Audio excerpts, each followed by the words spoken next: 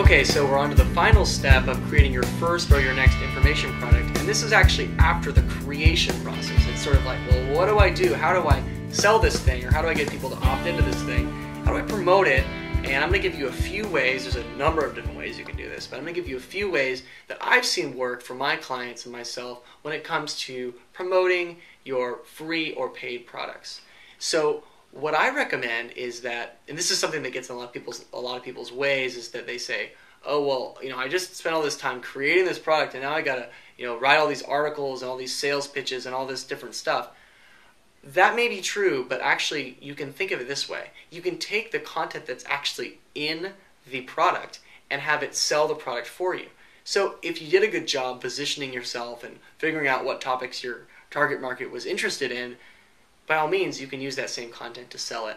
You just give it in small chunks and you don't give it all away at the same time. So if you have a blog, you can take chunks of that, you can transcribe it, you can put it up on your blog, or you can actually put pieces of the audio up as podcasts and submit yourself to directories like iTunes. You can create videos like this one where you kind of explain sections of it, or even better is you can just take this segment of audio and then overlay some text with bullet points of what you're covering using either some sort of motion graphics or video software if you're pretty technical, or just PowerPoint or some other really simple program that you may have for free or that you may already have on your computer. So that's what I recommend, is just kind of getting out there in multiple media channels. That's video for YouTube and all the other video sites. Another site is called TubeMogul. I don't share this with everyone, but it's a site that I use to promote my videos and some of my clients' videos, and you can submit to multiple sites with one click. TubeMogul.com. The best thing is there's a free version that has a lot of functionality, so I recommend using that site. But YouTube is probably the most important just because it has the most traffic and obviously the highest search engine rankings because it is owned by Google.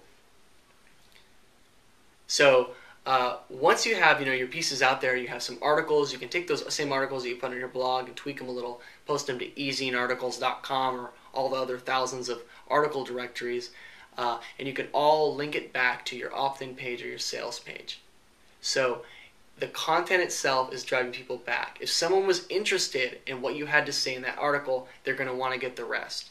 And even if it seems kind of incomplete in the video or the podcast, it's going to create some sort of cognitive dissonance. So if I leave a question, if I cut off myself halfway through a really interesting tip and say, click here for more, people who are actually engaged really are going to click for more and want more.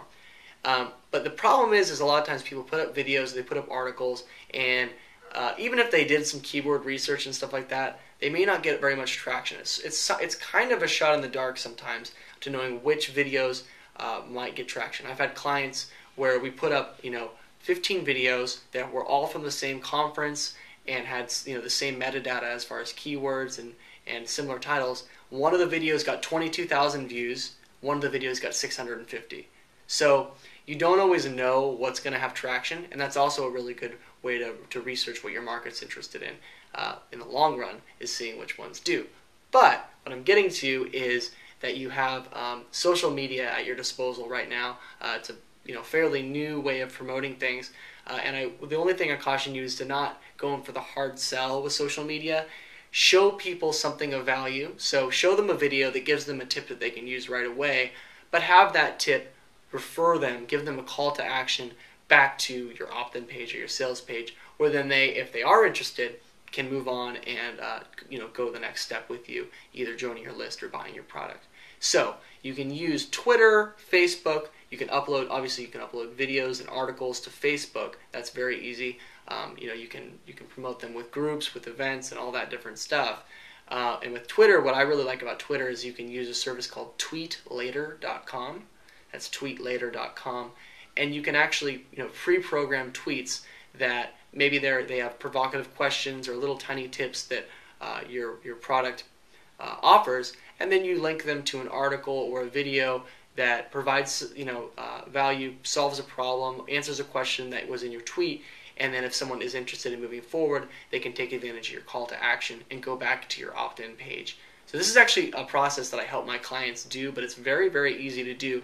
It just sometimes takes a little bit of legwork, a little bit of kind of brute force and just getting all this stuff done. But by all means, doing the audio, the video, and the articles, you don't necessarily have to create any more content. You just have to slice it up into different ways and put it out there where your target market already is.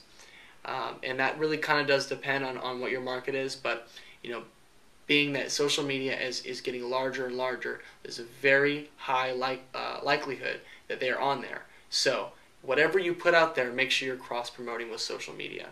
And remember, the whole goal is to get people back to your opt-in page or your sales page so they can take the next step and take advantage of your free or paid information product. So that's it. There's a lot more details that you're definitely going to have to figure out on your own. Unfortunately, I can't give you everything here. I can't give you any really in-depth tutorials in this short amount of time, but I'm planning on putting some things together that are going to help you navigate this process a lot easier. If you do need any help with the technical stuff or have any questions, feel free to go to northbankaudio.com. We're always there to help. And you can follow me on Twitter at twitter.com/Caleb Scoville. That's at Caleb Scoville. And we'll talk there. All right. Thanks so much.